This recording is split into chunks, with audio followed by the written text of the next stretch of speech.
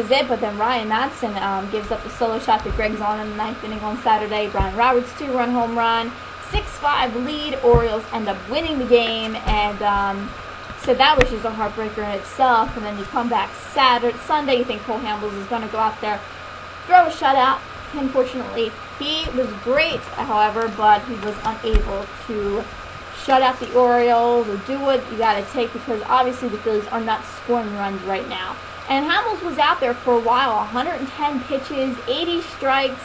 He did not walk a single batter, and you have to give him credit there. 8 innings, 9 hits. They did rock him around for 9 hits, but 2 runs, 10 strikeouts, no walk. But unfortunately, Jeremy Guthrie was just better. 7 innings, 3 runs, 7 innings, 3 hits, and 4 strikeouts on the day for Jeremy Guthrie. So, like I said last week, I alluded to this last week, that the Phillies do not play well in interleague play. Over the last 4 years, plus that weekend series against the Yankee Stadium a couple weeks back when interleague play first got started, their interleague record is 19-32. They just don't play well against the American League teams. It's not kind to them. I don't know if it's just not playing well at home or if it's just the opponents that they're facing. Whatever it is, they need to get it right, and maybe they'll get it right on the road starting Tuesday against Tampa Bay. We're definitely going to talk about that series coming up. We'll go over the pitching matchups right there. We're going to take a quick break right now. We'll come back in a few minutes. You guys want to call in. The number is 856-227-1360, 856-227-1360. We'll talk about the Phillies, go around the league, talk about the standings, and whatnot here on Sports Sunday. I'm Christina Maxwell. We'll be right back.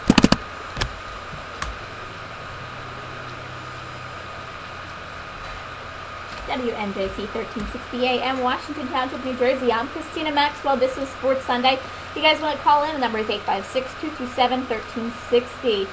Little notes here about the Phillies. As again we alluded to, they lose 2-1 to the Baltimore Orioles. They end up getting swept by the Orioles. Jeremy Guthrie gets the win. He's 5-3 on the year. Cole Hamels the loss, 4-3. 8 innings out of Hamels. Great stuff out of him. George Sherrill gets his 5th save of the year. And the Phillies will head to Tampa Bay on Tuesday. Couple notes here. As you know, earlier in the week, Raul Ibanez was placed on the 15-day disabled list with a strained left groin.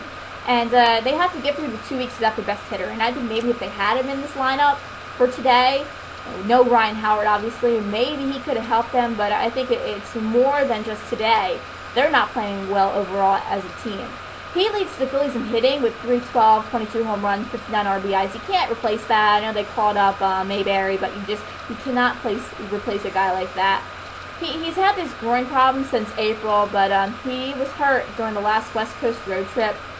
On Wednesday against the Blue Jays, he limped to first base on a double play.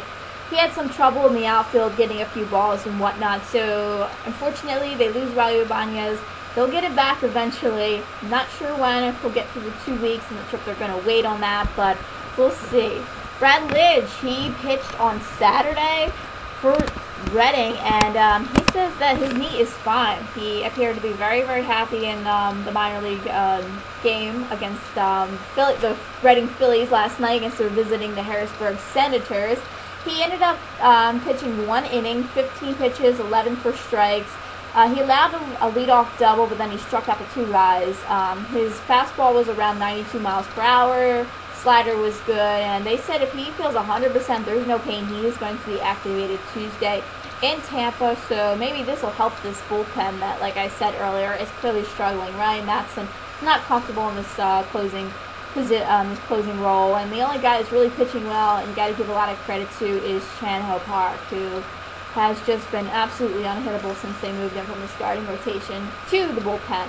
So we will probably see Lidge back with the team on Tuesday. Ryan Howard's another story of a Philly that is missing right now. He went to the hospital. He was hospitalized on Friday. He was released from the hospital on Sunday, but he did not play. He ended his consecutive game streak at 343. I think that started in May of 2007. He was hospitalized on Saturday for the second time in 2 nights with the flu symptoms. He was released on Sunday, but he was not at the ballpark, so he was not able to, hit a 3-run home run for the Phillies in the 2-1 loss. He had a CT scan at the hospital. He needed some antibiotics. the Phillies trainer Scott Sheridan said that Howard might have a sinus infection, and which the guys get hurt and whatnot. But it was nice to see him come and pitched and come and hit that 3-run home run on Saturday. But he was not available for Sunday. But we'll see if all goes well. He will be back Tuesday in Tampa. They get that day off that they desperately need. They head to Tampa Bay on Tuesday. This is a team that they face in the World Series, a team that they're familiar with. They will go with Jamie Moyer on Tuesday against David Price. David Price, he has a lot to be proud of. He's tossed a career-high 7 innings his last outing against the Rockies. He picked up a loss, though, but he's a great pitcher. And, if you remember him in the World Series or in the ALCS, David Price was a closer. He's moved to the starting rotation. He's 3.46 ERA. He's been pretty good. On Wednesday, the Phillies will throw out Joe Blanton against Matt Garza. Matt Garza, again, another guy that's pitching well for the Rays. And this is a good Rays team that has a pretty good starting pitcher. Some of the guys like Andy Sonestein, who the Phillies will see on Thursday, is the guy that is struggling for Tampa. But if you got Matt Garza out there and David Price, this Rays team will be very, very tough starting on Tuesday in that 3-game set. And the Phillies will send out Antonio Bastardo. And Bastardo pitched pretty well on Friday night, if you recall. He got himself into some early inning trouble, but then he was able to get out of it. I think he went 7 innings on Friday, but unfortunately, like I said, the Phillies end up losing that 7-2 on Friday. They lose Saturday, and again, they lose on Sunday. So they get swept. They will have the day off tomorrow. They'll actually have, I think, some ALS festival, I believe. They're having some festival at the stadium, so they will return to action on Tuesday. Around the league, we definitely have to talk about other scores and things that are going on in the league right now. Some games today. The Tigers defeated the Brewers 3-2, sweeping them. Justin Verlander pitched 7 2/3 innings, 5 hits, and 2 earned runs. Brandon Inge hit a 3-run home run. That's all the Tigers needed for the victory. And the Tigers are a team that are facing a lot of adversity right now. They had some problems with their starting pitching and Dontrell Willis. Dontrell is a guy that he was placed on the 15-day disabled list with an anxiety disorder. And he's a guy that, as we mentioned last week, he's not doing well at all. He's walking tons of batters, and a lot of people think it's kind of a mental issue with Dontrell. And we'll see what happens because they were talking earlier about him, and maybe he's a guy that could convert to an outfielder if his pitching doesn't work out. You look at Amber Cankeel. I think it's a little too early to kind of say goodbye to his pitching career, but unfortunately he's not playing well. And the Tigers are also facing with another problem in Emilio Ordonez, who was benched. He's a guy that is not hitting for a lot of power right now. He's not hitting well at all, actually. I think he's hitting about 282, but it's his home runs and his extra base hits that are completely gone. But they got a great outing out of Justin Verlander. And so they win, they keep their lead in the AL Central. The Red Sox defeat the Braves 6-5. They take the series from them. David Ortiz hit the 2-run home run. He went 2 for 4 in the day. David Ortiz is kind of picking it up, so it's nice to see that. Nick Green homered on the first pitch in the bottom of the 9th inning off Jeff Bennett. It was an interesting series for the Braves and the Red Sox. On Saturday, Derek Wohl went against his old team and lost, so the Red Sox come back and they win today's game. The White Sox over the Reds 4-1. The White Sox have won 10 of their last 11 games against Cincinnati, and Mark Burley was dominant today, about 7 innings of no runs. Blue Jays avoid getting swept by the lowly Nationals 9-4, and this could have been the first time that the Nationals sweep a team all year. Unfortunately, it was not. The Nationals end up snapping their 4-game winning streak, but in the process of taking 2 or 3 from the Yankees, taking 2 or 3 from the Blue Jays, they may have saved Maniac's job.